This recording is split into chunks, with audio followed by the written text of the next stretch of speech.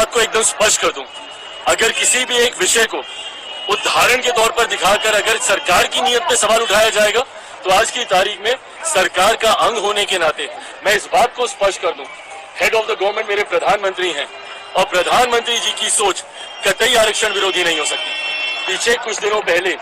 जब अनुसूचित समाज में भी आरक्षण को लेकर मतभेद को पैदा करने का प्रयास किया गया था, सुप्रीम कोर्ट के द्वारा जिस तरीके से उसमें अलग अलग प्रावधान बनाए जाने की बात कही गई थी, उस पर भी मेरे प्रधानमंत्री ने स्पष्ट तौर से कहा था और ये कैबिनेट की मीटिंग में ही इस बात को कहा गया था कि आरक्षण को जिस तरीके से बाबा साहेब भीमराव अंबेडकर ने जो प्रावधान बनाए हैं वही प्रावधान वैसे ही लागू रहेंगे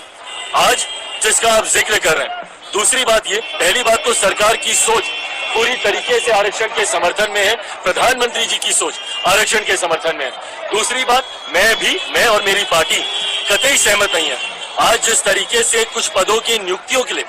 डायरेक्ट बहाली के लिए सीधा वहां से डिमांड्स मांगी गई है जिसमें आरक्षण का ध्यान नहीं रखा गया है। इस बात के मेरी पार्टी भी पूरी तरीके से खिलाफ है। सरकार का अंग होने के नाते सरकार के उचित प्लेटफॉर्म पे इस कंसर्न को मेरी पार्टी की तरफ से हम लोगों ने भी दर्ज कराया है। आने वाले दिनों में भी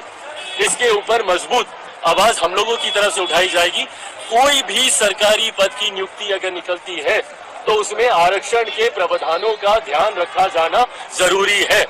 अनुसूचित जाति जनजाति पिछड़ा वर्ग का जो आरक्षण जिस तरीके से सरकारी नौकरियों में जिस तरीके से चलता आ रहा है, हर नियुक्ति में इसका ध्यान रखा जाए, ये अनिवार्य है। और अगर ऐसा नहीं रखा जाता है, जो कि आज हम लोग को भी देखने को मिला है, इसके लिए सरकार उचित कार्रवाई जरूर करे।